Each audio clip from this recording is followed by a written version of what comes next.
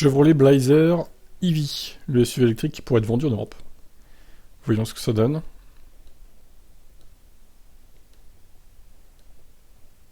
Sympa le truc dans le volant là. Ouais, il est pas mal. Hein. Bon, voyons l'article.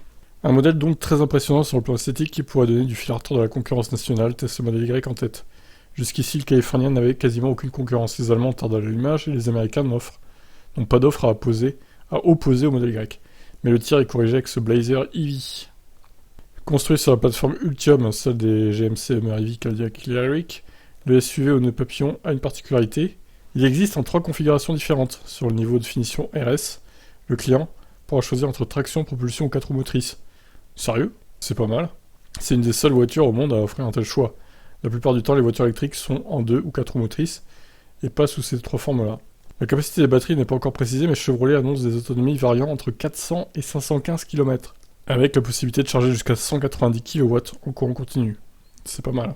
Ce qui implique que le Blazer EV adopte un pack 400 volts et non 800 comme le Hummer. Seule la version la plus puissante est en tout cas connue avec 557 chevaux et 879 Nm de couple, distribué à 4 motrices. Alors un tarif qui débuterait à 51 000 $ en version RS. C'est 6 000 $ de moins que l'entrée de gamme du modèle Y au pays de l'oncle Sam. Si Chevrolet se décidait donc à commercialiser ses électriques en Europe, la marque américaine pourrait frapper fort en matière de positionnement tarifaire. Oui, alors, oui non, parce qu'il faut l'importer le véhicule, il y a des taxes et tout. Hein.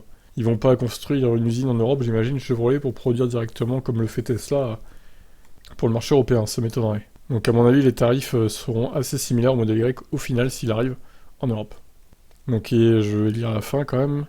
Cette fois, plus de problème de malus écologique, de fiscalité assassine et de moteurs inadaptés aux attentes des Européens, puisque l'électrique s'affranchit de tout ça. Un directeur des opérations européennes a déjà été nommé pour repenser la présence de Chevrolet en Europe, au cas où Marie Barra acterait le lancement des modèles 100% US de notre côté de l'Atlantique. Bon bah, affaire à suivre, hein, pourquoi pas. Je pense qu'il plairait bien aux Européens, ce véhicule. Il est quand même pas mal. Ah, il y a même des palettes de régène, incroyable là. Il est pas mal du tout. Bon, il manque encore des infos sur la fiche technique, mais bon. Putain, tout est rouge, hein. Par contre là, waouh. Faut aimer, hein. C'est trop de rouge, tue le rouge, je dirais, quand même.